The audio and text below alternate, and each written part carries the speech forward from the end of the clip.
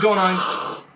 Hey, what is going on, guys? Welcome back to a brand new video. Today I'm here with my cousin Oliver, and we're gonna be doing a video that's kind of like a video I did back in June where I read endgame reviews that were really stupid. We're gonna be doing that with Spider-Man Far From Home now that he's back in the MCU. Let's just jump into it. Alright, so basically the way this is gonna work, guys, is we're gonna be taking turns reading reviews. I'm going to start off. This guy gave it a 0. He says, it's a bootleg Spider-Man 2. The actor Tom Holland is just not as good as the OG Tobey. So I think my favorite thing about this is he says it's a bootleg Spider-Man 2, which makes 0 sense because to say it's a bootleg Spider-Man 2 is saying they literally just took the DVD from Spider-Man 2 and like ripped it off. He gave it a 0 because he doesn't like Tom Holland.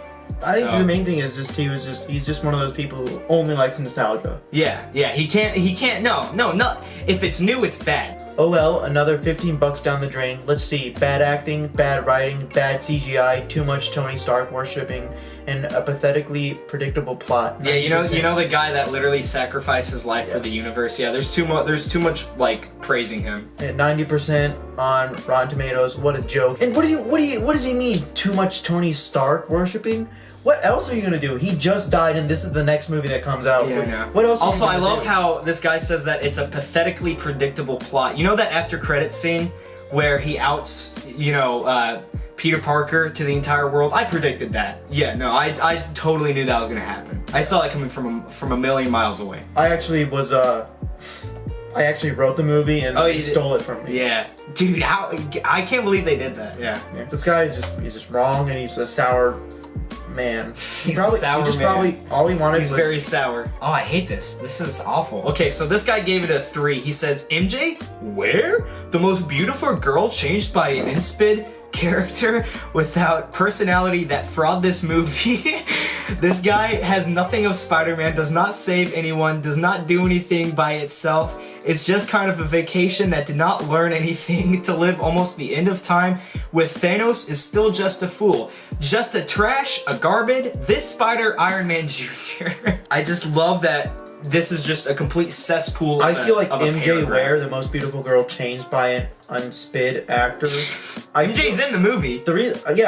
She's in the movie. She's in there. It's a good actor. Yeah, I like MJ. An awesome MJ. She is pretty. She's beautiful. She's pretty. She's pretty hot, yeah. Also, I love how he just mentions Thanos. Why? Why'd you mention Thanos?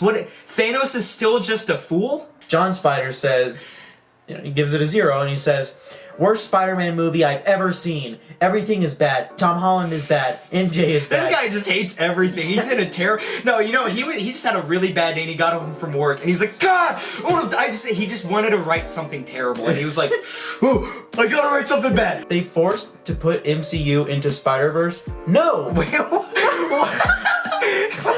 Spider-Man seems Iron Man vassal.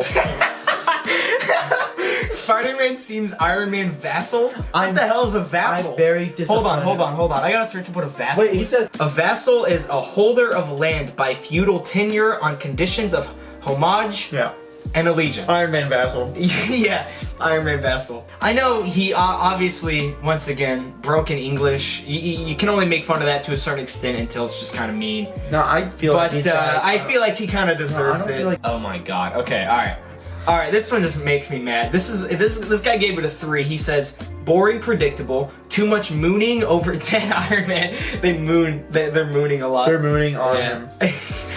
It's like a McDonald's commercial and its PC-ness. First of all, mooning. I don't remember a scene where they moon Iron Man. In fact, that would be pretty weird. That would be a very weird movie if that just happened. Let's moon and more. That's probably what he meant to say. He meant to say more. But like, even then, that's still... He's a dead man. Do you not mourn... Like, somebody dies and you're like, okay, well, that happened. Yeah, no. Do you not want them to mourn over the death of Iron Man? Just be like, oh, okay, well, he just sacrificed himself for the universe. Yeah, alright. Also, I love that it's like a McDonald's commercial and its PC-ness. First of all, I've never watched a McDonald's commercial. Also, I've never watched a McDonald's commercial that has PC elements. This guy, Bad John, he gave it a 0, and this is what he has to say. Iron Man 4 or 6, not 5. Not Iron Man 5. This movie had me ready to walk out of the theaters. Weak storyline, weak villain.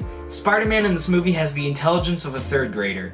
Uncle Ben must have said to him, just do you or whatever, you know, have responsibility. Spider-Man went from neighborhood hero to Iron Man's lap boy. The Uncle Ben quote there, oh no, just do you, I don't care. Just, dude, I just love like the idea of Uncle Ben just being like, dude, I don't care, you just figure it out, do whatever. Oh, I want to read that one. Okay. This guy gave it a 0. He said, can't believe Marvel went back to the disappointing Iron Man 3 twist. Waste of opportunity again for what could have been a powerful true villain. Not to mention the poor acting by most of the cast and overwhelming amount of recycled effects, bad jokes. Okay, he was a really powerful villain. He completely ruined Peter Parker's mind. Yeah. And he called him out in front of the entire world. That's even after that's he was pretty defeated. powerful. Also, I don't understand the Iron Man 3 twist It's thing. because the good guy became the bad guy. The good guy became the bad guy. In Iron Man 3?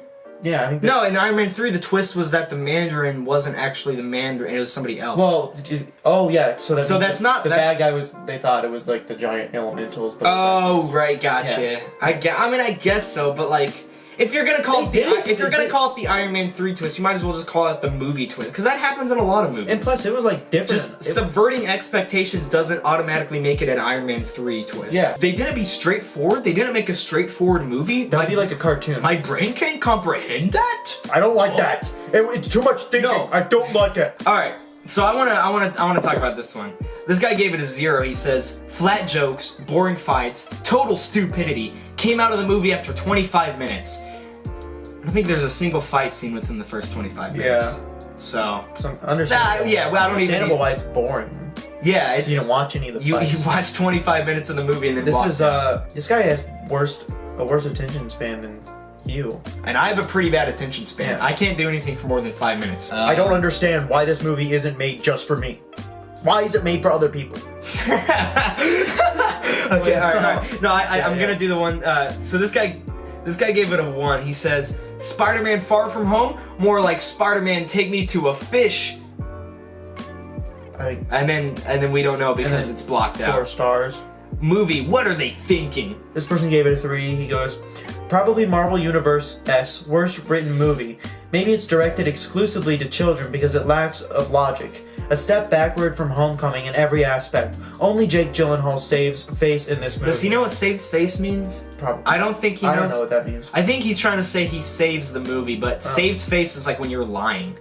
Like when you are being true. So like he did. I mean, he technically, he did lie. lied. Yeah. Okay, so I wanna talk about this review. This guy gave it a 0. Super Sam says this was the worst Spider-Man movie ever. Completely ruined the characters from the comics. It's boring and cringe. There is nothing good in this movie for movie or superhero fans. So the only reason I want to talk about this one is because I just want to get it out there. I love this movie. I love Far From Home. It's honestly probably my favorite. There's so many things about it I love. But my favorite thing about this review is him saying cringe, because that word is it's cringe. Oh, that's so cringe. Like, dude, what year is this? This isn't 2016. You can't just say cringe anymore.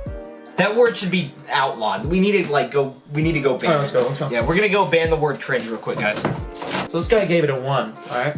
Says, worst Spider-Man movie I've ever seen. Don't waste your time or money. I seen them all. I seen them all. I seen them all. And this is just a poor writing and casting.